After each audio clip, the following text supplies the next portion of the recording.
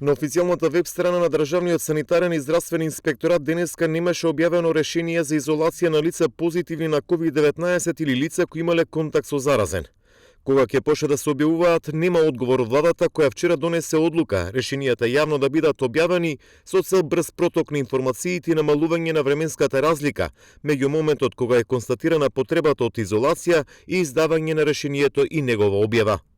Оттаму уште еднаш убедија дека нема да се објавуваат лични податоци на лицата заразени или оние кои имале контакт со позитивен на COVID-19. Нема да бидат објавувани лични податоци на граѓаните, односно целосно ќе бидат запазени стандардите дефинирани со Законот за заштита на личните податоци. Уште еднаш соопшти од владата. Директорката на Државниот санитарен и здравствен инспекторат Ирина Бухова ни изјави дека од практичен аспект овој начин на издавање на решенијата ќе помогне многу во надминувањето на проблемите и тешкотиите со доставата до лицата во изолација или самоизолација.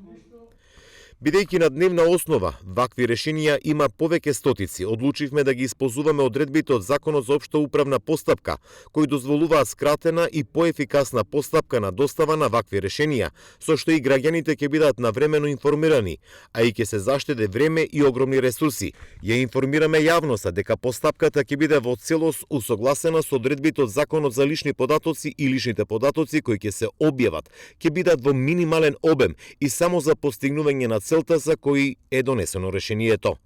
Стои во писмената изјава од Државниот санитарен и здравствен инспекторат.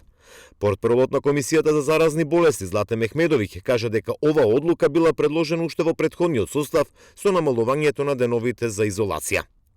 Црна Гора во 2020-та донесе одлука за јавно објавување на списоци со имиња на лица во изолација под изговор дека граѓаните не се придржувале кон решенијата за самоизолација. Уставниот суд на оваа држава донесе одлука дека тоа е спротивно на уставот, па голем број граѓани поднесоа тужби за нарушување на правото на приватност. Црногорската влада во декември даде согласност на околу 2720 лица да им бидат исплатени по 300 евра на име надоместок за нематеријална штета поради повреда на личните права.